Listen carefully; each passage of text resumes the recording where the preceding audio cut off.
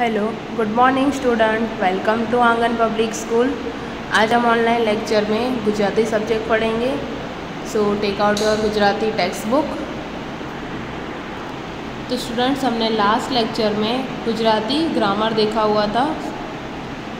एमा આપણે શબ્દકોશનો ઉપયોગ શીખ્યા હતા કે શબ્દકોશ કેવી રીતે ગોઠવવામાં આવે છે।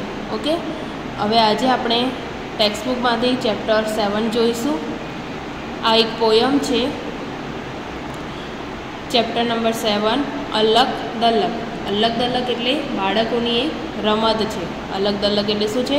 બાળકોની એક રમત છે, જેમાં આ કવિનું નામ છે બાલમુકુંદ દવે। લેખકનું નામ બાલમુકુંદ દવે। આ ઉર્મી ગીતમાં રાસલીલાનો પ્રસંગ વણી લેવાયો છે। કોનો? રાસલીલાનો, જે કૃષ્ણ ભગવાન અને ગોપીઓ જે રાસલીલા રચે છે, રાસલીલાનો પ્રસંગ અહીંયા લેવામાં આવ્યો છે। અને બાળકોને ગાવું ગમે એવું આ વાક્ય છે કે શું થાય? બાળકોને ગમે એવું આ વાક્ય આપેલું છે। કાવ્ય એમાં પ્રાસ, ઢાળ તેમજ શબ્દો નોંધપાત્ર છે। એના જે શબ્દો છે એટલા સરસ છે કે તમને ગાવું ગમે એવું આ કાવ્ય છે। અહીંયા કૃષ્ણ ભગવાન અને ગોપીઓની, રાધાની જે રાસલીલા રચાઈ છે, રાસલીલાનો પ્રસંગ અહીં લેવામાં આવ્યો છે। તો અહીંયા કૃષ્ણ ભગવાન અને રાધા ગોરીની વાત કરવામાં આવી છે। આપણે ફર્સ્ટ જોઈશું પહેલાં। અલક દલક ઝાંઝર ઝલક, રડિયારો જમનાનો મલ્લક, એથી સુંદર રાધા ગોરી, મુખડું ઝળકે ઝલક ઝલક। પછી આગળ છે આભે પૂનમ ચાંદ ઉગ્યો છે, રાસ ચગ્યો છે છમક છમક, ગોપી ભેડો કાન ઘૂસ્યો છે, ઢોલક વાગે ઢમક ધમક। જો આના વર્ડ્સ કેવા લાગી રહ્યા છે કે તમને ગાવાનું મન થાય એવું સરસ એવું આ કાવ્ય છે। રાધિકાનો હાર તૂટે છે, મોતી ઝળકે ઝલક ઝલક, બધા જળ્યા પણ એક ખૂટે છે, રૂએ રાધિકા છલક છલક। લીધું હોય તો આલને કાના, મોતી મારું છલક છલક, તારા ચરિત્ર છે ક્યાં છાના, જાણે આંખો મલક મલક। કાને ત્યાંથી દોડ મૂકી છે, રીસ ચડી ગોપીજન વલ્લભ, કદમ છાયા ખૂબ ઝૂકી છે, બંસી છેડે અલ્લભ ઝલ્લભ। રાધા દોડે ચિત અધીરે, રાસ રમ્યો છે અલક દલક, સૂર વણાએ ધીરે ધીરે, ઉર તણાએ પલ્લક પલ્લક। અલક દલક ઝાંઝર ઝલક, રડિયારો જમનાનો મલ્લક, એથી સુંદર રાધા ગોરી, મુખડું ઝળકે ઝલક ઝલક। ઓકે, તો આ તમે કાવ્ય જે રીડ કર્યું તો તમને આના શબ્દો ગમ્યા હશે। કેવા એના શબ્દ લીધા છે કે આખો જે રાસલીલાનો પ્રસંગ છે આખો અહીંયા લેવામાં આવ્યો છે, અને એના જે શબ્દો છે એ બધાને ગમે એવા સરસ મજાના શબ્દો અહીંયા લીધા છે કવિએ। તો હવે આપણે આને સમજીએ।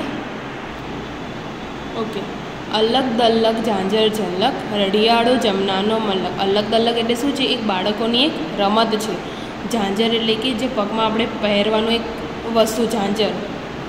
ઝલક, ઝલક એટલે કે ઝણકાર, એનો ઝાંઝરનો જે અવાજ આવે છે એ।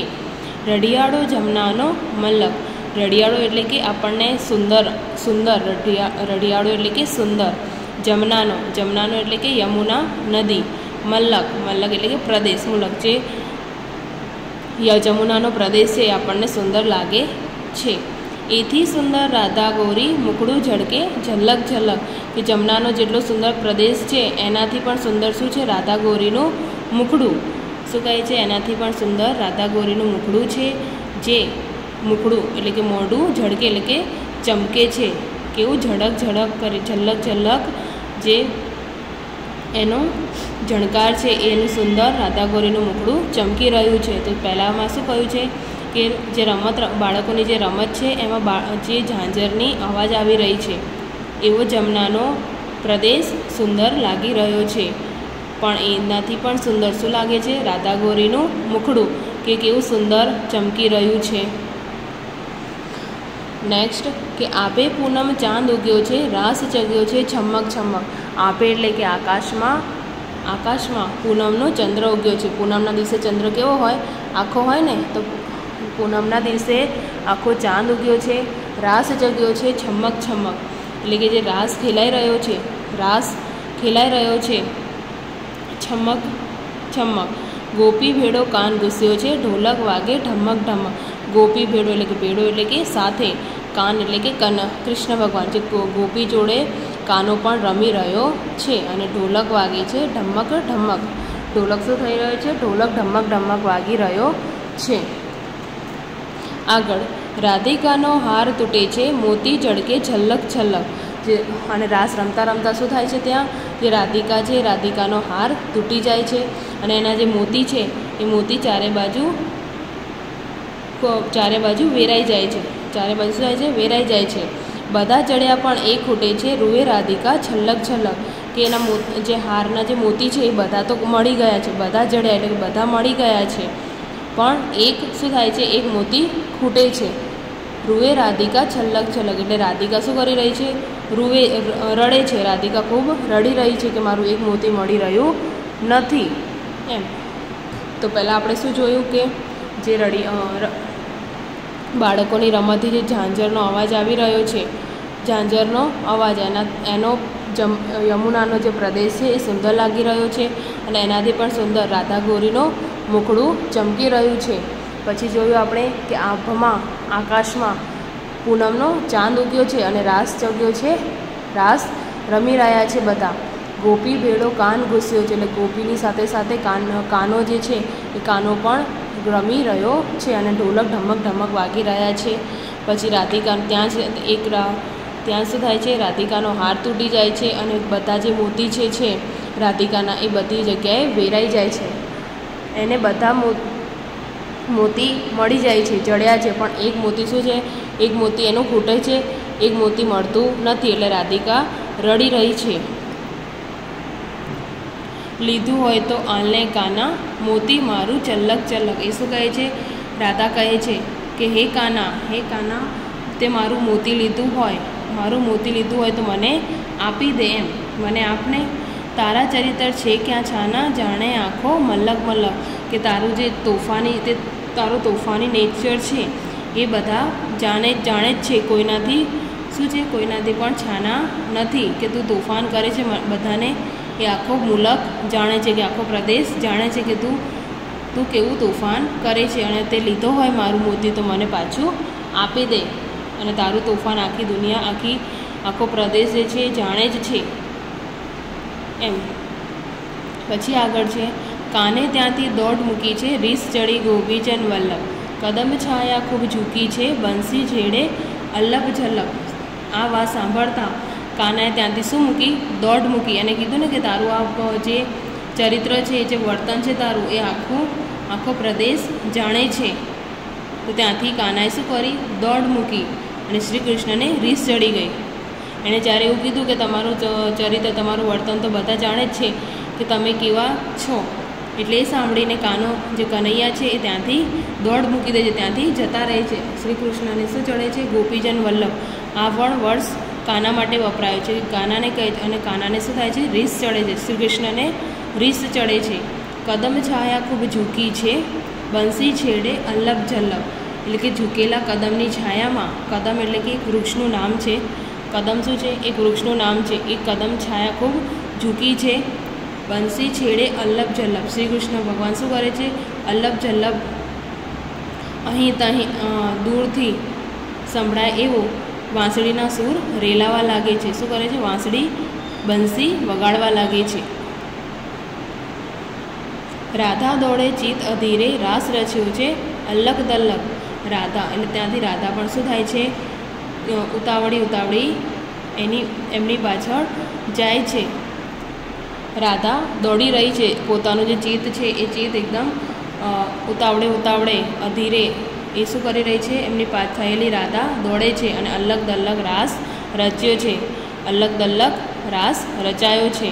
સૂર વણાએ ધીરે ધીરે, ઉર તણાએ પલ્લક પલ્લક. વાંસળીના જે ધીમા સૂરમાં તેનું હૃદય શું થાય છે? શ્રી કૃષ્ણ તરફ ખેંચાઈ રહ્યું છે અને તે રાધા તેની પાછળ દોડી રહી છે. સૂર વણાએ ધીરે ધીરે, જે સૂરમાં ધીમા સૂર જે થઈ રહ્યા છે વાંસળીના, એ વાંસળીના સૂરમાં ધીમે ધીમે રાધા પણ શું થઈ રહી છે? શ્રી કૃષ્ણ તરફ ખેંચાઈ રહી છે. પછી આગળ કે અલ્લક દલ્લક ઝાંઝર ઝલ્લક, રડિયાળો જમનાનો મલ્લક. એથી સુંદર રાધા ગોરી, મુખડું ઝળકે ઝલક ઝલક. કે અલગ અલગ જે રમત રાસ રચાઈ રહ્યો છે એમાં જે ઝાંઝરની જે અવાજ છે એ ખૂબ સુંદર લાગી રહી છે. રળિયાળો જમનાનો મલક, જમુના એટલે કે યમુના નદીનો જે પ્રદેશ છે એ ખૂબ જ સુંદર લાગી રહ્યો છે. જ્યાં રાસ રમાઈ રહ્યો છે ત્યાં ઝાંઝરની અવાજ આવે છે એટલે એ જમુનાનો પ્રદેશ ખૂબ સારો લાગે છે. તો અહીંયા જે અલગ અલગ જે રમત છે એ ઝાંઝર ઝલકી રહી છે અને જમુનાનો જે પ્રદેશ છે સુંદર લાગી રહ્યો છે. અને એનાથી પણ સુંદર રાધા ગોરીનું મુખડું શું થઈ રહ્યું છે? ચમકી રહ્યું છે. એનાથી પણ સુંદર રાધા ગોરીનું મુખડું ઝળકી રહ્યું છે. ઓકે સ્ટુડન્ટ્સ, તો હવે આપણે શબ્દાર્થ જોઈ લઈએ. શબ્દ સમજૂતી. ઝાંઝર, ઝાંઝર એટલે કે પગે પહેરવાનું એક ઘરેણું. ઝાંઝર એટલે પગે પહેરવાનું એક ઘરેણું. રળિયાળો, રળિયાળો એટલે કે આંખ ઠારે તેવો સુંદર. રળિયાળો એટલે કે સુંદર, મનમોહક. ઓકે. જમના, જમના એટલે કે યમુના. જમનાનો મિનિંગ થશે યમુના. મલક, મલક એટલે કે મૂલક પ્રદેશ. મૂલક પ્રદેશ.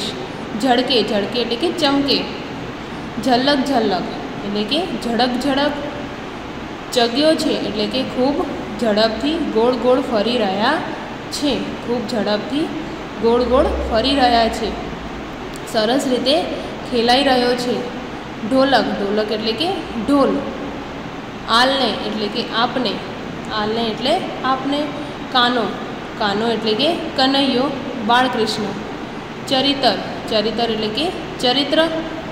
ગોપીજન વલ્લભ એટલે કે ગોપીઓના વહાલા કૃષ્ણ ભગવાન. ગોપીઓના વહાલા કૃષ્ણ.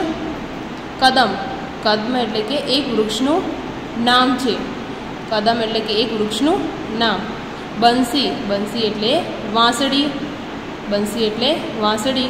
અલ્લપ ઝલ્લપ, અલ્લપ ઝલ્લપ એટલે કે અલપ ઝલપ. દૂરથી આછેરું સંભળાય તે રીતે. દૂરથી શું સંભળાય? આછેરું સંભળાય તે રીતે. પછી છે રૂઢિપ્રયોગ. રૂઢિપ્રયોગ એટલે માં એક છે કે ઉર તણાવવું. ઉર તણાવવું એટલે કે દિલ ખેંચાવવું. ઓકે. તો સ્ટુડન્ટ્સ, તમારે હોમવર્કમાં આ શબ્દ સમજૂતી અને રૂઢિપ્રયોગ લખવાના રહેશે. Okay. So thank you. Have a nice day.